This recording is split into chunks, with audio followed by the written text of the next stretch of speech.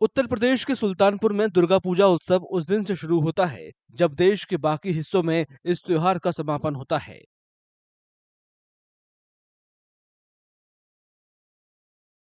लोग विजयदशमी के बाद 5 दिनों तक इस उत्सव को मनाते हैं और इस दौरान नाचते गाते और पूजा करते हैं। इस उत्सव का देवी दुर्गा की मूर्ति के विसर्जन के साथ समापन होता है।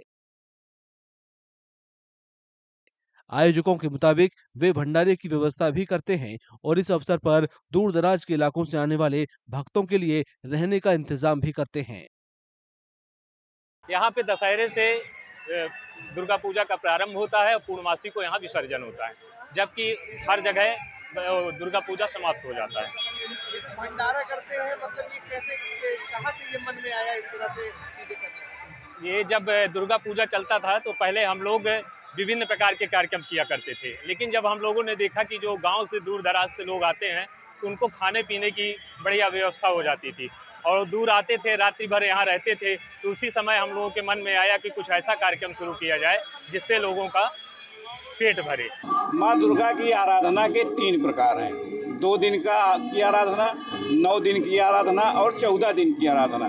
क्योंकि माँ के सारे स्वरूपों का दर्शन सुल्तानपुर में होता है, इसलिए 14 दिन की आराधना सुल्तानपुर जनपद के सारे भक्त और श्रद्धालु करते हैं और 14 दिन तक श्रद्धालुओं को माँ की भक्ति का लाभ मिले, पुण्य अर्जित हो, इसलिए जो है विसर्जन पूर्णिमा को होता है। स्थानीय लोगों के मुताबिक दशहरे से दुर्गा पूजा उत्सव की शुरुआत 1959 में हुई थी। इस दौरान एक शख्स ने देवी दुर्गा की मूर्ति शहर के बीचों बीच में स्थापित की थी। धीरे धीरे उत्सव की शुरुआत होती गई और लोगों ने मूर्तियों को तैयार करने के लिए बंगाल और झारखंड जैसे राज्यों से कारीगरों को बुलाना शुरू कर दिया। सुल्तानपुर की दुर्गा पूजा महोत्सव सन 1959 में यहाँ पर स्वर्गीय भिखारी लाल सोनी द्वारा 4 घंटा घर पर पहली प्रतिमा स्थापित की गई थी। और उसके बाद धीरे धीरे करके प्रत्येक वर्ष 2 प्रतिमा, 4 प्रतिमा माँ के विभिन्न स्वरूपों को यहाँ पर स्थापित की गई है। पंडाल पर भव्य तरीके से पंडाल सजाए जाते हैं। हमारे यहाँ झारखंड और बंगाल से कारीगर आते हैं। बांस का पंडाल बड़ा बड़ा और देश के विभिन्न जो प्रसिद्ध मंदिर हैं उनके आकार के पंडाल यहाँ पर बनते हैं। प्रशासन ने इस साल उत्सव को लेकर सुरक्षा व्यवस्था के पुख्ता इंतजाम किए हैं।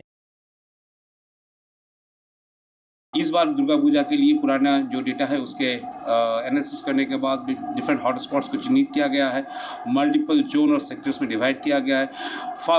अराउंड 500 के आसपास एक्स्ट्रा फोर्स डिप्लॉयड हो रहे हैं। 2 कंपनीज PSCs अलग से हैं। इसके अलावा ड्रोन्स, सर्वेलेंस और बाकी चीज़ों की भी लगातार इस्तेमाल हो रही है। देवी दुर्गा की मूर्तियों का विसर्जन बुधवार से शुरू होगा और अगले 3 दिनों तक लोग अपनी देवी की मूर्तियों का विसर्जन करेंगे।